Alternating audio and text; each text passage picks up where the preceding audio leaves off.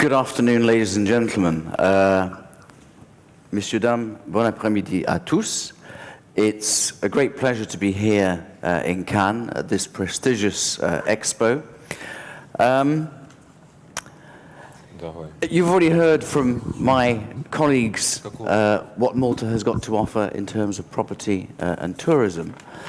I shall therefore focus a little bit more on what Malta can offer as a second residency or a second citizenship, what the benefits are, and what we as Nexia BT can do to help you in your immigration, tax, audit, or financial requirements. Nexia BT, we are a full-service consultancy company offering a wide range of financial, immigration, and corporate services. We are also very proud to be appointed by the Malta government as official concessionaires for the Malta Residence and Visa program. So, why do individuals seek second citizenship or second residency? Well, at the beginning of the 20th century, people didn't need passports to travel. They just went where they felt they wanted to go. But of course, that's not how it works today. Today, all governments use passports to document their citizens' movements, to monitor who is able to come and go to their countries. And with immigration being such a hot political issue, that is not going to change anytime soon. And second citizenships and residencies are rapidly becoming more popular, with now over 25 countries offering different citizenship and residency programs. And also referred to as global citizenship, these programs were originally only aimed at high net worth individuals or ultra high net worth individuals. But in today's world of economic and political instability, travel restrictions, and for many, many other reasons, more and more people of all walks of life are expressing interest, whether it be single individuals, young married couples, and young families, retirees, middle-aged professionals, investors and executives, all of whom are ready to make the necessary financial contributions to add to their lifestyle. As you can see by some of the pictures here, we live in a slightly uncertain and unpredictable world. People are looking for perhaps greater political and economic stability and security, tax efficiency, ease of travel, a higher standard of living, access to education facilities for children, access to quality health care, simply an opportunity to diversify their investment portfolios, contingency planning, access to new opportunities, or simply to have a plan B should something not quite go according to plan and go wrong. Malta ticks many of those boxes. So if you're looking for a second citizenship or a second residency, Malta might provide the solution for you. We talk to our existing clients, and the vast majority say that the most important factor to them is the economic opportunity for them, their businesses, their families, and for the future. The good news is that Malta's economy is very, very strong. In fact, at the moment, it's the strongest in Europe, has been for the last 3 years. 6.3% GDP growth in 2015. 5.5% last year. This year, expected to be 6.5%. That economic growth, that high rate of growth, which is let's face it, Malta is at the same level as China. That's quite a statement. But that is being driven, the economy is being driven by inward investment from individuals, from companies around the world. But that inward investment is also being driven by Malta government's taxation policies and the incentives and the support measures that are in place for potential investors. There are essentially three main citizenship and residency programs in Malta. One citizenship program and two residence programs. One is actual residence and one is a special tax status residence. Let me start with the citizenship. Malta's citizenship program is probably the new kid on the block in terms of the citizenship programs that are available globally. It was introduced in 2014 and is the first and only program within the EU that has the formal sanction of the European Commission. That's an important point, because that means that anyone obtaining Malta citizenship through this program cannot have their citizenship challenged in a European court of law. It's a straightforward application process. The application process takes just over a year. And it ends with the acquisition of Maltese citizenship by naturalization and access to the 9th ranked passport in the world, allowing visa-free travel to over 168 countries, including the US, and of course, being part of the EU, being a Maltese citizen affords the right of establishment in any other EU country. The other thing about Maltese citizenship and the program is that there is no residency requirement in Malta after acquisition of the citizenship. The main applicant must be over 18 years of age and must meet the eligibility criteria and requirements. The process, as I say, takes just over a year and begins with the main applicant applying for a Maltese residence permit on the premise that they are going to be applying for this program. So immediately they apply for the program, they start to benefit, because they benefit immediately from a Malta residence permit, which is essentially a Schengen visa.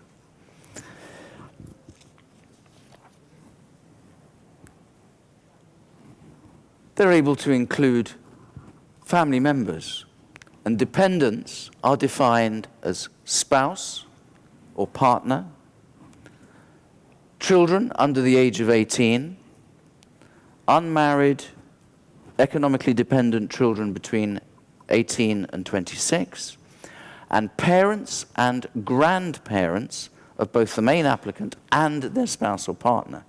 So effectively, you could have one application covering 4 generations. The other unique feature about Malta's citizenship program is that the acquisition of Maltese citizenship by naturalization means you are treated in no different way to any other Maltese citizen who was perhaps born of many generations of Maltese families. It means you can pass that citizenship on by descent, which is very, very unusual in terms of citizenship by naturalization programs. Open to all nationalities except those listed here. But the Maltese government do reserve the right to amend that list from time to time. And so it's always best to check with one of the accredited agents that are approved by the Malta government, like ourselves, to make sure that you are eligible to apply.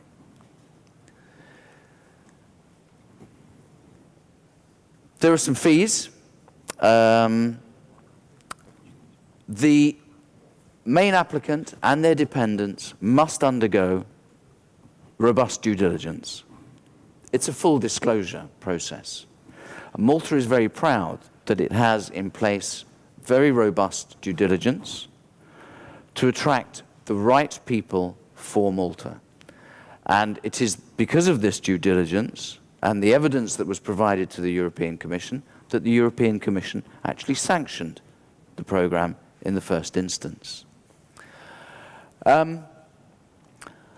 First of all, there's some due diligence fees at the time of application.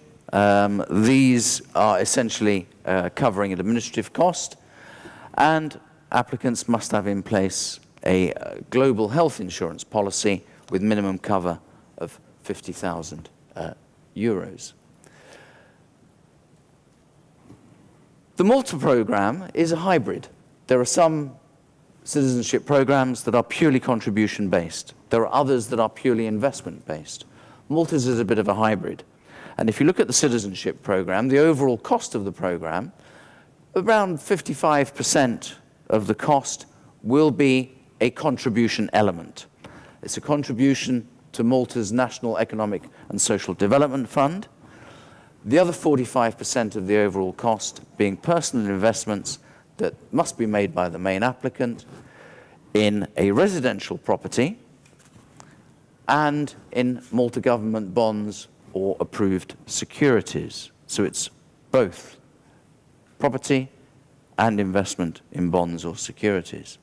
Obviously, my colleagues at the Property Malta stand who deal with real estate will help you on what properties are available in Malta. Applicants have the choice either to purchase or to rent. If they purchase a property, the minimum purchase price must be 350,000 euros. If they rent a property, then the annual rental must be greater than 16,000 a year.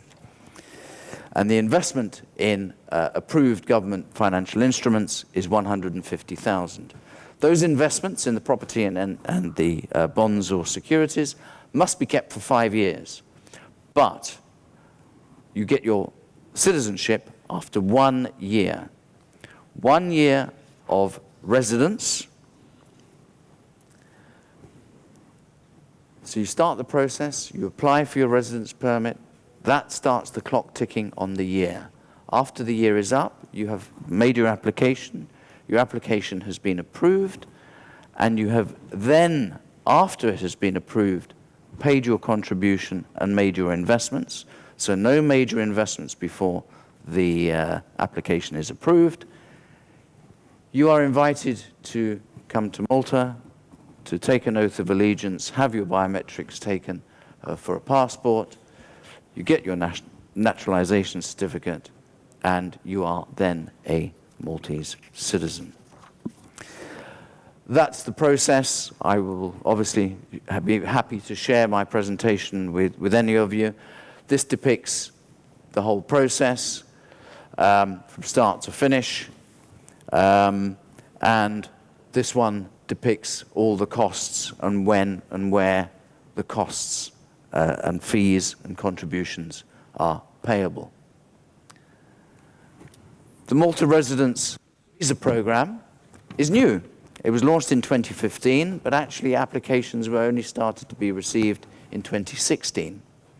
It's open to all non-EU, non-Maltese, non-EEA or non-Swiss nationals, except Afghanistan and North Korea. And what does the program offer? It offers the right to reside, settle or stay in Malta indefinitely, visa-free travel to 26 countries within the Schengen area, so that entitles you to go for periods of up to 90 days in any 180-day period without a visa. You have the possibility to live in Malta full-time and then eventually apply for long-term residence and then citizenship through naturalization. The possibility for the main applicant to add children born or adopted after the initial application has been submitted, the possibility of children of the main applicant adding their dependents later on. So let's say, for example, I have an unmarried 25-year-old son who is part of my application. In 3 years' time, he marries. He would be able to add his spouse and his children later on in life to the program at a small additional fee and subject, of course, to successful due diligence checks. The possibility to benefit from tax incentives, and that's the last program, the Global Residence Program, which I'll come to in a moment, because you could actually combine both programs at the same time. What do you have to do to apply? Well, first of all, you have to demonstrate that you either earn over 100,000 euros a year, or you have capital of 500,000. That capital can be in cash, can be in kind, but it has to be outside of Malta. You obviously have to have a clean criminal record, and you have to have health insurance covering the whole family, which is European-wide with a minimum of 30,000. Dependents, slightly different definition to the citizenship program. It's basically spouse or partner, any financially dependent, unmarried children. There's no age limit. So if you've got a 32-year-old son or daughter who's a perpetual student and has been bleeding you dry economically for years, they could still apply under this program. And dependent parents and grandparents of the main applicant and their spouse or partner.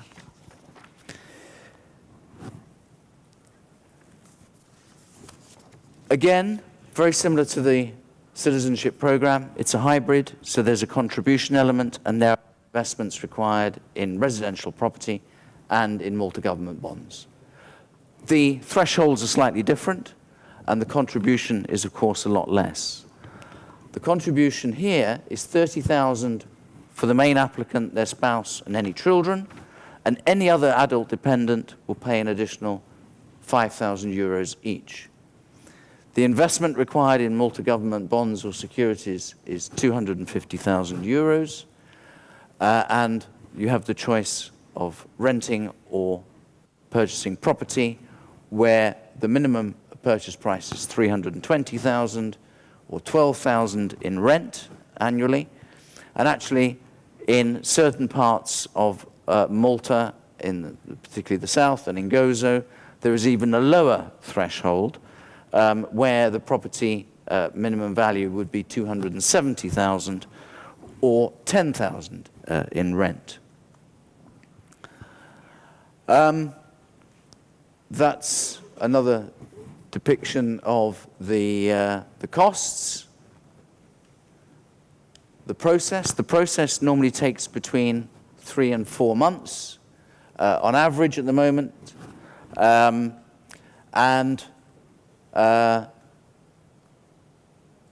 That's when the contributions and fees are payable. Finally, the Global Residence Program. This is a special low taxation program, which grants tax status in Malta. And with a flat rate of tax of 15% on foreign-sourced income, which is remitted to Malta. It obviously gives you a residence permit, so again, allowing visa-free travel to the Schengen area. Malta has over 70 double taxation agreements. So actually, when you're looking at the tax benefits of Malta, you also need to look at whether or not you are coming from a country where Malta has a double taxation agreement, because that can make huge differences. And you might have the possibility to pass it on to your heirs. But there's no obligation to reside in Malta at all. You must be a third country national, so non-EU, Maltese, EEA or Swiss national. You have to have valid health insurance. You have to show that you have sufficient resource to support yourself. You have to go through a due diligence process, have obviously a valid travel document. You have to speak one of the 2 official languages of Malta. You don't have to be, it says be fluent. You need to understand. You need to be able to just make yourself understood. You don't need to be bilingual.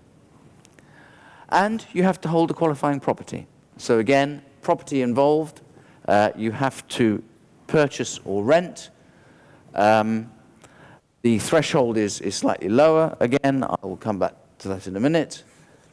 You can include your spouse or partner, any children under the age of 25, financially dependent relatives, so it could be brothers, sisters, and non-family members. You can even have household staff.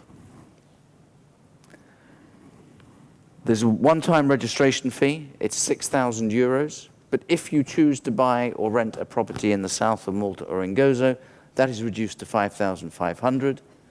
It's a very fast process. It takes about 3 months. And this is the obligation to obtain a qualifying property. And so it's the minimum purchase value of 275,000 or minimum annual rent of 9,600 in Malta. In Gozo in the south, which is areas where the Malta government are looking to promote investment, the thresholds are even lower at 220 or minimum annual rental of 8,750. There are some ongoing obligations, obviously, and the thing is, the key thing really is that you have to not become a Maltese citizen or become a long-term resident. You have to maintain the health insurance. You have to continue to demonstrate that you have sufficient resource to support yourselves and your family. And you cannot be residents in any other jurisdiction for more than 183 days in any year. And you have to obviously fill out a tax return in Malta every year. You can also perhaps pass it on to your heirs. So should the beneficiary unfortunately pass away,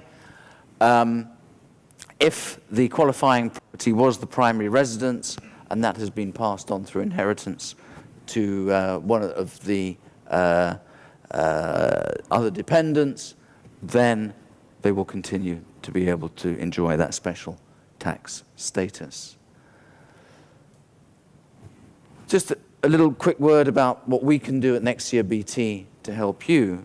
We do provide a full range of corporate services, financial, immigration, relocation. We work collectively with our colleagues in the property sector, but also in the financial sector, with banks, helping people open bank accounts, helping people incorporate companies. We are one of the largest firms in Malta. You've heard what the population is. We employ 150 people, which is one of the largest firms in Malta. And whatever it is that you want to do in Malta, we are a one-stop shop to help you do that.